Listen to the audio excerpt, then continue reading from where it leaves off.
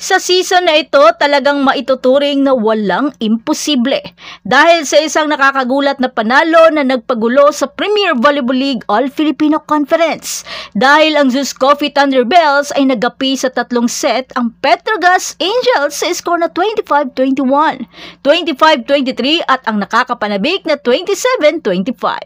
Ang tagumpay na ito ay nagdala sa Zeus Coffee sa semifinals. Isang makasaysayang tagumpay para sa batang bagong kupunan na ito. Ang laban na ginanap sa Field Sports Arena sa Pasig ay isang nakakapukaw na pagpapakita ng galing sa volleyball at isang matatag na determinasyon. Ang Thunderbells na nagpapakita ng maturity na higit sa kanilang edad ay nagtagumpay laban sa Angels sa isang nakakapanabik at matagal na ikatlong set na sinisiguro ang isang mahalagang 1-0 na kalamangan sa kanilang best of 3 quarterfinals series.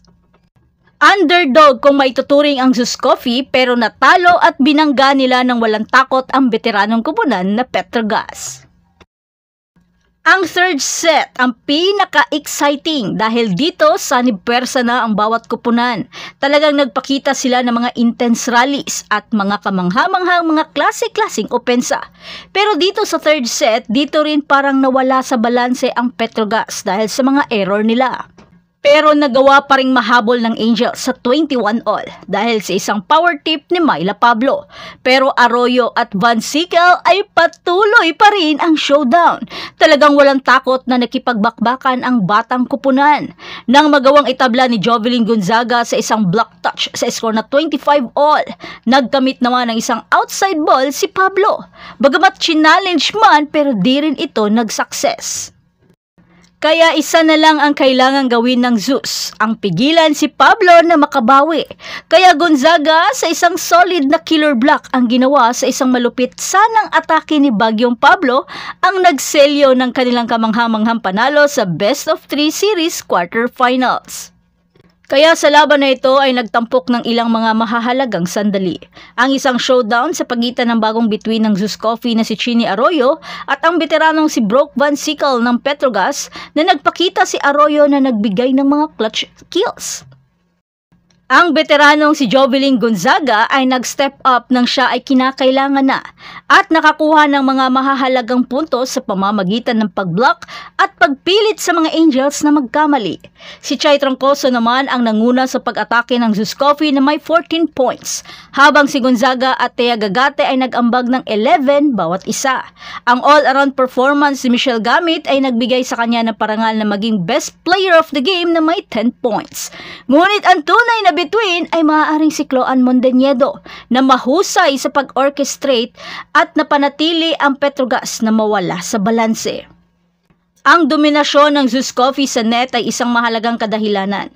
Nagtala sila ng 11 blocks kumpara sa 5 ng Petrogas na nagpapakita ng kanilang teamwork at defensive strategy. Habang si Brock Van Sickle ng Petrogas ang nanguna sa lahat ng scorers na may 18 points at si Bagyong Pablo ay nagdagdag ng 14 points. Ang kanilang mga hindi magkapare-pareho at mga crucial error sa huling yugto ang nagpatalo sa kupunan. Sa kabila ng karanasan at reputasyon ng Petrogas bilang 2 beses na kampiyon ng Reinforced Conference, ang chemistry at tibay ng Zeus Coffee ang mas nanaig. Sa kaunting patnubay mula kay Coach Jerry Yee, umasa sila sa kanilang malakas na pagkakaisa ng kupunan na binuo sa buong preliminary at qualifying rounds. Ang tagumpay na ito ay isang patunay ng kanilang pagsusumikap, dedikasyon at matatag na pagtitiwala sa kanilang sarili. Si Michelle Gamit ay nagbiro na ang kanilang panalo ay dahil sa isang magandang kape sa umaga. Ngunit seryosong binanggit ang kanilang kolektibong pagkokontrol at ang kanilang matinding pagsasanay. Binanggit ni Thea Gagate ang bukas na komunikasyon at tibay ng kupunan bilang mga pangunahing kadahilanan sa kanilang tagumpay. Ang nakakagulat na tagumpay ng Zeus Coffee ay isang pangunahing highlight ng PVL All-Filipino Conference. Hindi lamang nila nagulo ang liga, kundi nagawa rin nilang gumawa ng isang malaking hakbang patungo sa isang hindi pa naganap na paglitaw sa semifinals. Ang ikalawang laro ng Best of 3 series na ito ay nakatakda sa Sabado, kaya dapat nating saksihan upang makita kung kaya pang ipagpatuloy ng Zeus Coffee ang kanilang kamanghamanghang laro. At yan ang lahat para sa ating update ngayon. Manatiling nakatutok para sa iba pang mga balita mula sa mundo ng Philippine Volleyball.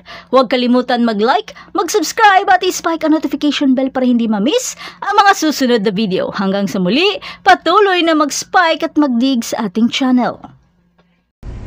Hi guys! It's about time para ipapakalala ko na sa inyo ang aking bagong kinain laban. Charot lang. Actually, gusto ko lang siyang i-flaunt kasi sobrang in love ako sa kanya. May newest tumbler from Zeus Coffee Philippines. Look at that, guys. Super pretty. Wala lang, gusto ko lang siya i-flaunt.